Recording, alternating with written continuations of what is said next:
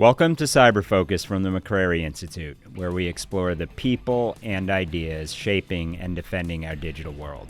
I'm your host, Frank Salufo, and let me at the outset wish everyone a happy Independence Day. Along those lines, we thought we'd take snippets from some of our congressional leaders and some of the most important conversations coming from Capitol Hill. This episode will include some commentary from Chairman of House Homeland Security Committee, Mark Green, Chairman of the House Armed Services Committee, Mike Rogers, and Chairman of the House Permanent Select Committee on Intelligence, Rick Crawford. Each one of them brings a very unique perspective to this issue and collectively paint an important picture of the work ahead for all of us and where Congress fits in. We'll be discussing everything from cybersecurity workforce to digital warfare and onward and upward. Here we go. Well, if you look at the challenge between the United States and China, one of the critical success factors will be talent management. And it's interesting, if you read Confucian writings, that's what it's about. How they built their governments, even as early as 250 BC. It's really about talent management, and we have to be in that game of talent management if we're going to win in the challenge between us and China. We have a 500,000 person shortage in cybersecurity jobs in this country, empty spaces with nobody to put in them. I was having the Worldwide Threats briefing, and Director Wray, the director of the FBI, came in. He said, if I take every single person that I have working cyber and put them exclusively on the China desk, we'll still be outnumbered 50 to 1. Think about that, 50 to 1. 50 to 1. It's staggering. And so obviously this became the number one imperative for us from a strategic standpoint of building our cyber defense. So that's sort of the incentive behind it. I think that was your question. But the Pivot Act, I think, responds very well to the needs to fill those jobs. There are programs that are out there, and they're good programs. We want to support those. In fact, in some of the legislation of the Pivot Act, we actually encourage CISA to go and do more in those programs. But this one is ROTC-like and creates a scholarship program that will pay for a young person or really anyone. We titled it Pivot in case somebody wants to make a mid-career change, right? So you basically get 2 years of a technical degree paid for. And I like focusing on the technical stuff because, there are a lot of people, and we've learned this over the past 10 years, we push so many people to go to 4-year degree programs, the graduation rates, all of that stuff. So let's focus on skills-based. And so this is a skills-based, let's give them the tools they need to do the job when they hit the ground at their workforce or workplace. And so that's sort of the way it's structured. We do 2 years. It's paid for. You owe the government. You have to come work for government. And this is non-DOD, right? The DOD has the ROTC program. But this is for non-DOD. And the importance of what CISA does for particularly critical infrastructure, and I know you want to talk China later, but we've got to address this need. And so we think Pivot does that, supports other programs, and the goal is 10,000 graduates a year. Wow. So does it solve the problem completely? No, but this is a good first step in addressing the workforce shortage in the country. And if I'm not mistaken, it also allows the service, those 2 years they owe the government, it can also include state, local, tribal, territorial. Right? Absolutely, 100%. Yeah. Which is where I think if you look at where our greatest vulnerabilities are, when you think about small states, big states, they face the same threat that the feds do, and they don't necessarily have the resources. And everyone's connected, capacity. Right? So they're looking for the weak point, right? So where we can help the state and local governments in this particular area, this will be huge.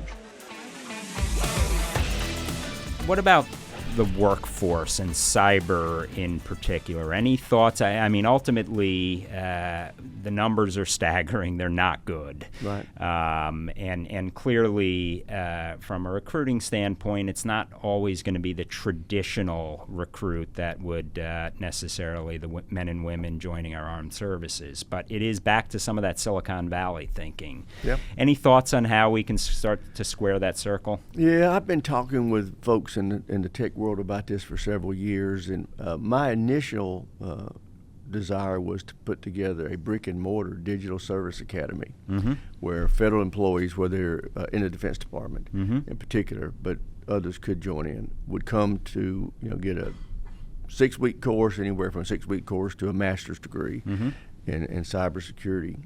And I was finally convinced that we really should do this with, rather than one school, just have a network of schools. Absolutely. So what we did is we have dramatically increased the Digital Service Academy scholarships for people. Like they can go to Auburn, they can go to SFS wherever. and the like. That's right. And I see that as probably the easiest way for us to try to expand the number.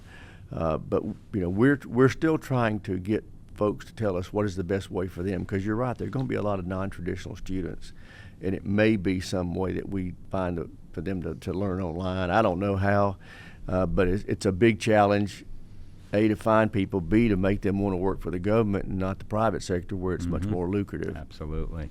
I might note, though, the mission. At the end of the day, that's the one calling, I think, that is unique. And we've said this on many episodes, but they do really cool things. Really and if you can then apply that 20 years later in the private sector, God bless. That's a good calling. But I think the mission itself is essential.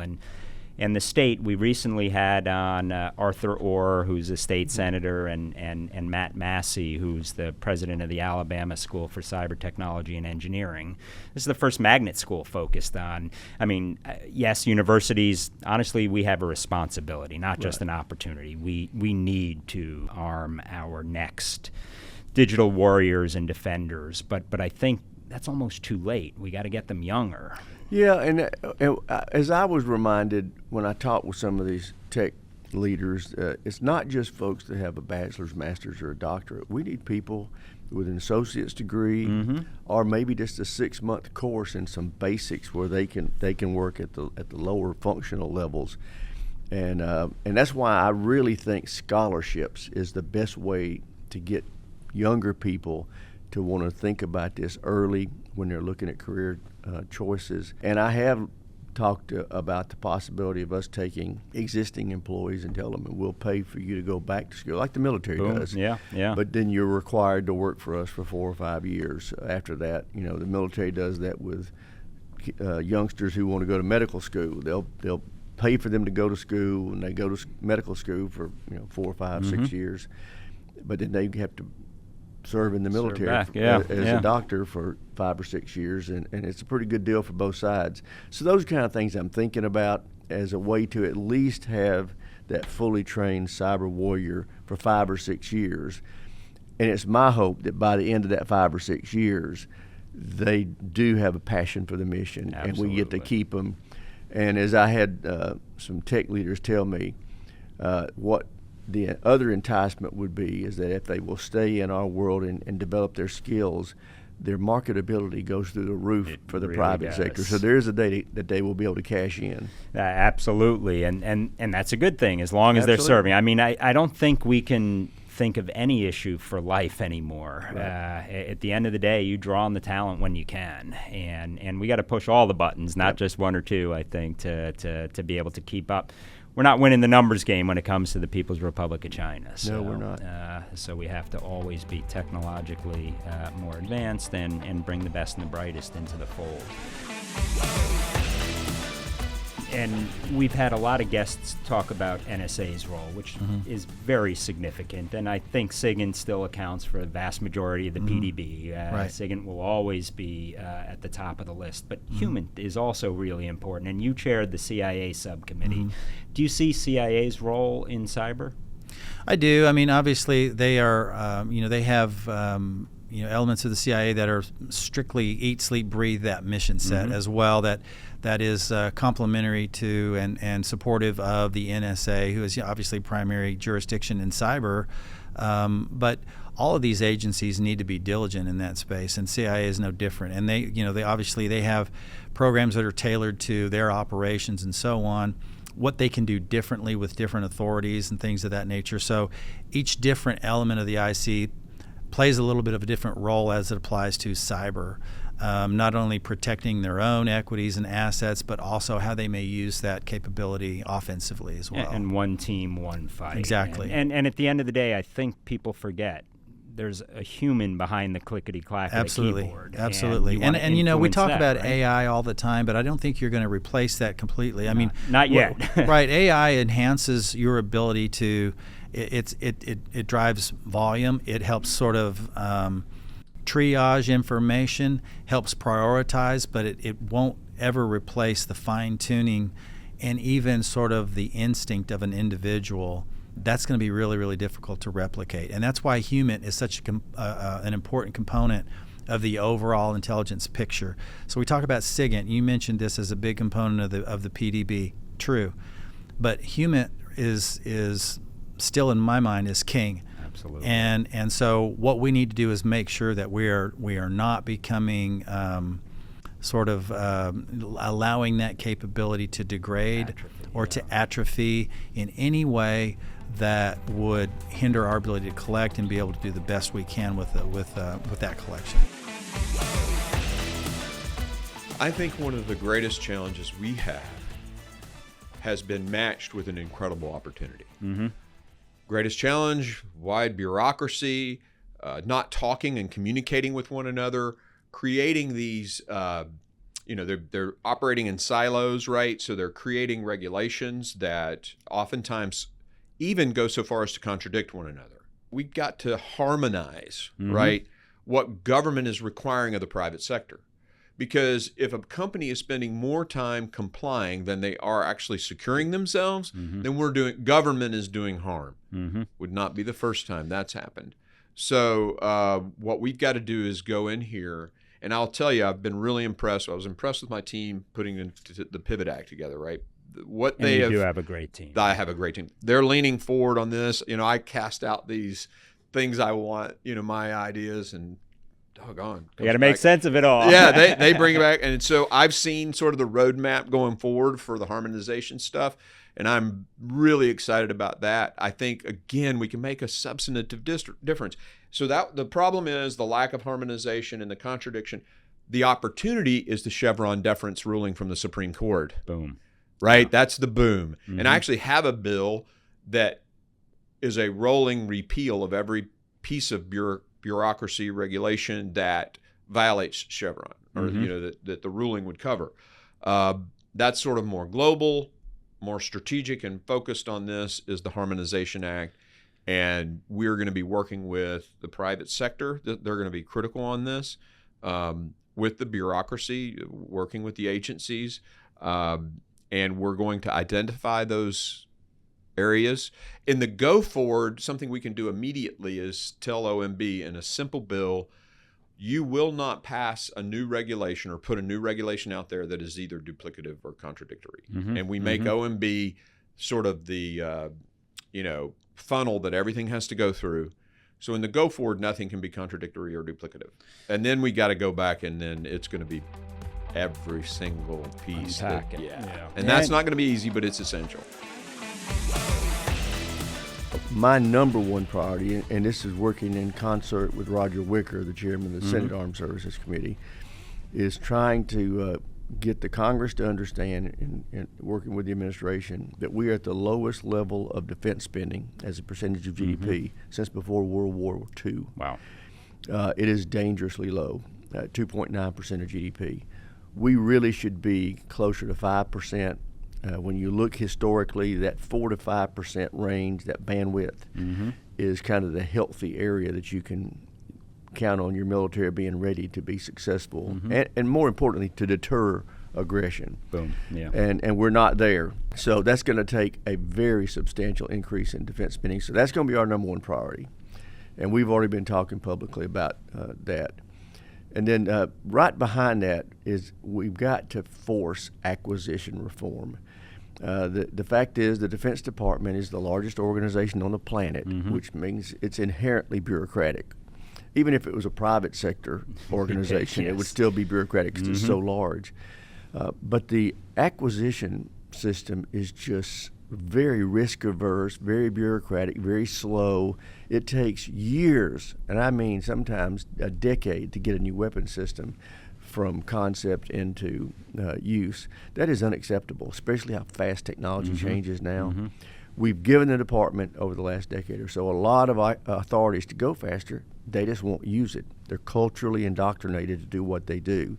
So we're going to be forcing them to take more commercial approach to acquisition to speed along the process, in part because we need to get new technologies to the warfighter faster. But secondly, we need defense contractors to want to deal with us, and they don't want to deal with a process that takes 8 or 10 years.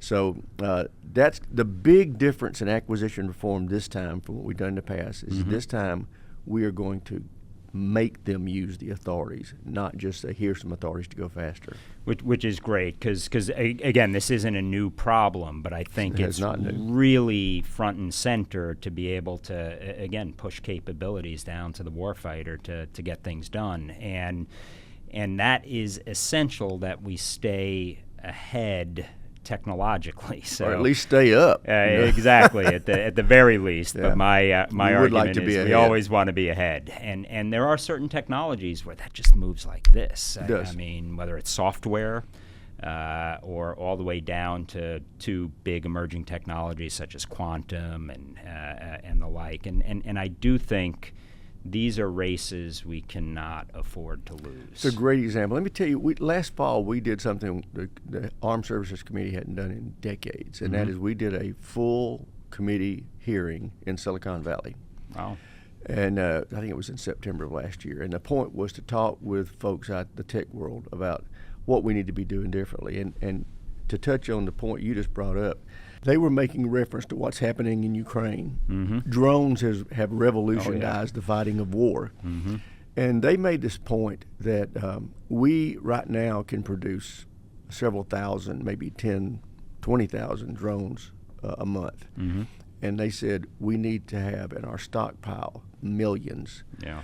And the first response they got back from members in that hearing was, wait a minute, you want us to buy millions of drones knowing that the software that operates them is going to be antiquated in less than 6 months. And then many they made from DJI, right? So that's the other thing. Well, they made so. the point. We don't need to touch them to upgrade them.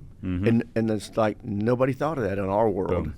And their point was you can put a multi-million warehouse stockpile of drones together, and we can upgrade them every week or every month without touching them. And those are the kind of changes that we need to make sure that we can move with the speed of relevance on, and just think differently. We've always just thought you buy the drones when you need them. You put them in a warehouse and they sit there and rot for years.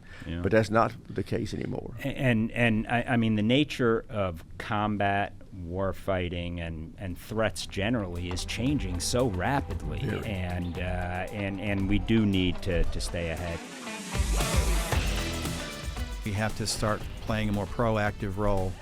And, you know, quite frankly, the government can step it up, can do some things differently to protect the private sector, but it's also on the private sector to play a role in protecting themselves. What I think we're lacking, and you mentioned supply chain, I'll give you an example of something we did as I try to find the nexus among my committee assignments, TNI, agriculture, and Intel. Where does Great committees. Right. Yeah. So we did this with the in the ag space. In the last IAA, or maybe it was 2 versions ago, we actually authorized ODNI essentially to create an office that interacted with USDA with appropriately cleared personnel to address the potential for agroterrorism, the cyber threat to ag infrastructure, things of this nature, and the subject matter expertise that resides in USDA needs to be tapped as it applies to Title 50 concerns. Also, yeah. So we did that, and the previous administration refused to follow through on that, even though I got in committee, I got a commitment from the previous DNI, Director Haynes, and that has yet to be acted on. So I've talked to Director Gabbard, and she's yet, I'm all in. Here's why: because we had 2 more potential recent arrests on what could have been a bioterrorism or agroterrorism threat. And this is where we need that USDA expertise. ODNI needs to be bought in completely, and then see that through to the end state of an arrest, to take them into custody, and then adjudicate those individuals. This is a sort of a holistic approach to how we address it, using the subject matter expertise that resides in a given agency. If we can do that with USDA, we can do it with DOT. So we can now talk about trying to close those gaps, identify those weaknesses and vulnerabilities that exist in the supply chain through the subject matter expertise that resides in the agency that has jurisdiction. And I love that you're looking at it in a not through one committee's lens, because oversight is hard on issues like this. It touches every committee. So. One of the things, and you just touched on something I think it's important to note. One of the things that's never happened in this committee that we're doing now, and that is to engage other committees through their chairs. So what we did was we expanded a rule, we call it Rule 14, that allows us to read in a committee chair of jurisdiction if and when the subject matter resides in their jurisdictional purview. So if we had something that was relevant to, for example, energy and commerce, we would go in and get the energy and commerce chairman and the ranking member and their cleared staff for each, and allow them to come in and sit in ex officio to hear that briefing. We've been able to do that on 3 occasions now in this Congress. And we think it's a game changer, because now what this does is it better informs the legislative process. It deconflicts and makes those, even though the chairs can't walk out of there. So Rules Committee doesn't drive everything. Right. You can't, as a chairman, go, well, listen, I just got this brief in Intel. You've got to now go and say, look, I think my committee members trust me. And when I say we need to pump the brakes on this particular piece of legislation because it might create a conflict from a national interest, a national security interest, you have to understand that I just got a briefing on this. Although I can't share it with you, I can say with confidence we may be misguided in this approach, or we might want to keep our powder dry on this one until we get some better direction from some national security advisors or whatever.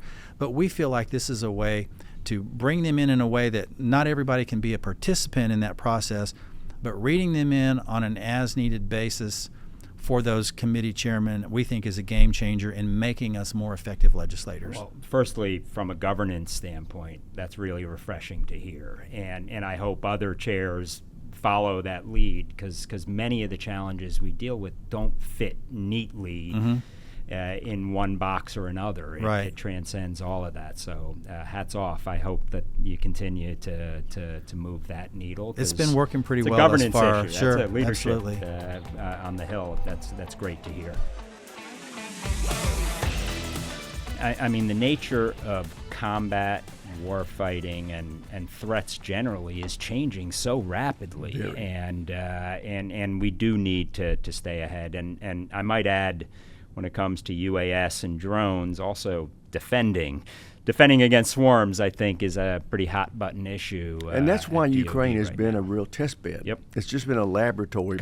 Movie come to a theater near you, that's right? right. Both sides, the Russians and the Ukrainians, have evolved multiple times on their ability to take down incoming drones with various technologies.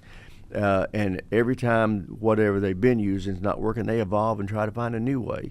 It's been fascinating. It's a thing for us to keep in mind as we think about it, combat with China in the Indo-Pacific. And I know you've thought about this, but and clearly all the recent typhoons, Volt Typhoon and Salt Typhoon, and to a lesser extent Flax, but it does have some implications, demonstrates one of our adversaries' intent, and with Volt, which is very different than, say, Salt. There was no espionage value, there was no tactical military value. That's just literally owning our systems in the event they want to move. And Guam was pretty front and center in all of that. And it will be. That's the thing that I've tried to emphasize to my colleagues in the House that aren't on the committee, because we on the committee know it. Guam has a big target on it. Number one target by China. If we get into a conflict, we have a lot of upgrades that we have to make at Guam. Well, first of all, just like you said, repairs from the weather, the storms that they've suffered, but a lot of defensive capability because it will be target number one. Absolutely. And I might just note, not that you haven't thought about this, but also submersibles, undersea. That to me is the domain we haven't. I mean, you've been an incredible advocate for space, and I think it's inextricably interwoven with our economy and obviously our national defense. But the next domain is actually probably undersea, right? And it's going to be unmanned. Yeah, and it's all unmanned. The Anduril already has a new unmanned submersible that we're using, but a lot of companies are going to be going to that. And you're exactly right. We're going to be doing swarms underground, just like we're doing swarms in the air. You're going to find the use of unmanned fighter jets is going to be very commonplace. We're already doing some of that now, but it's going to be a lot more done. And big implications.